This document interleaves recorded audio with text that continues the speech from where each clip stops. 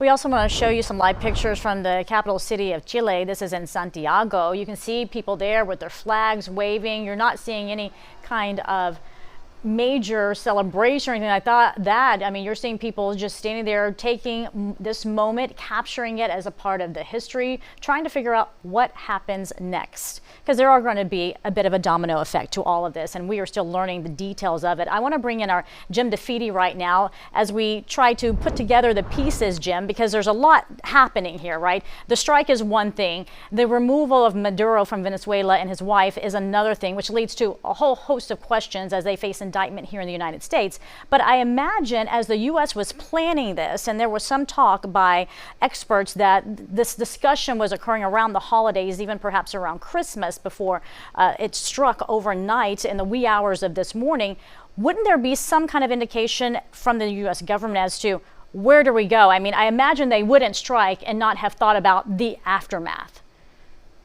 You would have to think and hope so as well. I think this is a lot of what we are waiting to hear from Donald Trump when he holds a press conference in little under 2 hours, is not just the rationale and the justification for for this strike. I think we know what that will be. It's the argument that Nicolas Maduro is a narco-terrorist who was responsible for bringing large amounts of cocaine into the United States, and therefore he was facing criminal indictment in New York.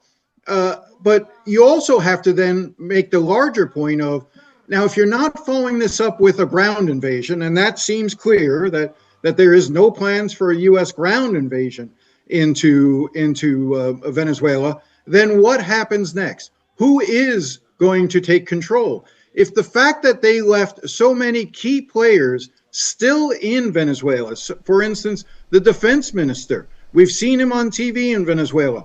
I mentioned in the previous hour, he is also under indictment in the United States. He's under indictment in the District of Columbia for cocaine trafficking and narco-terrorism as well. So why was he not scooped up in these raids? I'm not being critical, but let's face it, the military raid was an enormous success. There is no doubt that there was strategic planning, and the fact that they were able to do this in such a lightning quick manner is remarkable. But then it's always the question of what happens next. You can topple Saddam Hussein, but what happens in Iraq? You can get rid of Muammar Gaddafi in Libya, but what happens next? Well, that's the question. And let's look at history for a moment, because you are a student of history, and so are we.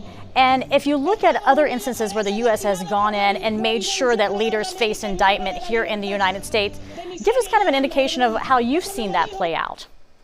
Sure. So, I mean, if you look at the way the U.S. has used military force in Latin America, and I think that it's important to keep that context in mind. One of the things that Donald Trump signaled last year was that he was embarking on a new theory, a Trump doctrine, if you will, that Latin America was basically the U.S.'s backyard, and they would not tolerate certain countries any longer. This Venezuela and Maduro was just the tip of that. He's also, made rumblings about, Perez, and the president of Colombia. He certainly made some threatening gestures when it comes to Mexico. So this doctrine of his to basically extend U.S. power throughout, we've seen before.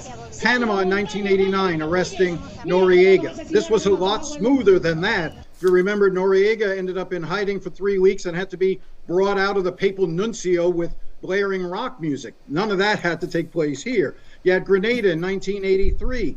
Haiti is an interesting example, too, in 1994. Similar situation where there was a military junta in charge after they had deposed Aristide in 91, but the U.S. negotiated the removal of Cedras. So that was a different approach to take. Haiti is still part of chaos. They were able to reinstall Aristide, but Haiti has just deteriorated ever so much more. Now, again, Venezuela is different because, as we've discussed, oil is central here. And there are a lot of U.S. companies eager to get back into Venezuela. The question is whether or not the Trump administration has laid that groundwork, and who will really control the means, the institutions within Venezuela. And that's not clear. And that's something we need to hear from the president at 11. Yeah. At 11 o'clock, he will be speaking to the nation. Yeah. Thanks, Jim. We appreciate all the insight.